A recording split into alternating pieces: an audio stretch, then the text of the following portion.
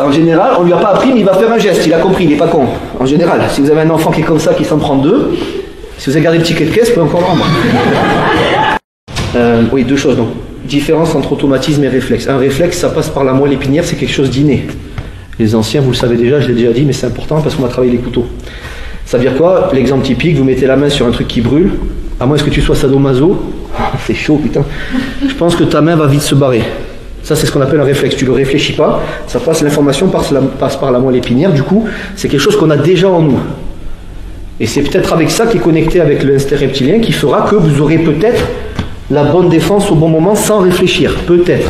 Parce qu'après il y a le stress qui parasite tout le circuit, c'est très complexe comme mécanisme. Et ensuite, il y a les automatismes. Automatisme, c'est tout ce qu'on travaille à la salle, au dojo.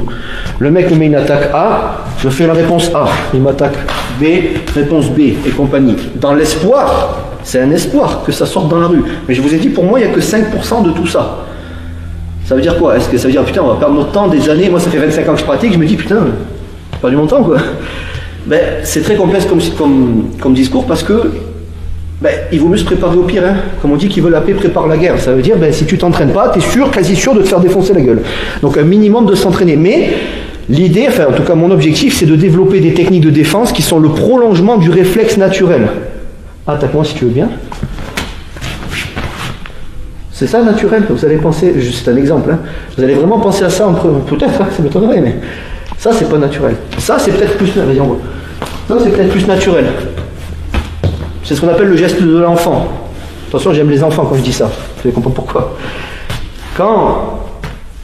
À l'époque où ça se faisait, moi je m'en suis pris quelques-unes quand j'étais petit, mais quand un enfant se prenait une gifle à l'époque, il avait ce qu'on appelle le geste de l'enfant. Vous avez vu, je suis bien enfant. Bon, la première, il se la prend, hein, il faut qu'il se la prenne. Je déconne. Il faut qu'il comprenne les gamins, non, je déconne. En général, on lui a pas appris, mais il va faire un geste, il a compris, il n'est pas con. En général, si vous avez un enfant qui est comme ça, qui s'en prend deux, si vous avez gardé le ticket de caisse, vous pouvez encore le rendre. Je plaisante. Donc ça veut dire qu'il va faire ça. Ça tombe bien, c'est une technique de self-défense. Ça, c'est une autre technique de self-défense, c'est le prolongement du réflexe. C'est ce qui se fait de moins risqué et de moins compliqué. Maintenant, tout peut foirer. Tape ici. Oh mais merde, tu t'es pris le coup, putain, pourtant t'es 5e dan. Ben ouais, j'ai pas 4 bras, déjà. Il faut comprendre qu'on peut se faire pêcher parce qu'il y a un effet de surprise et compagnie. Donc ça c'est important. Prolongement du réflexe naturel. Si tu souhaites aller encore plus loin, à savoir décupler tes connaissances en self-défense, devenir confiant et efficace en situation réelle, mais ce que je t'invite à faire, c'est à cliquer juste ici.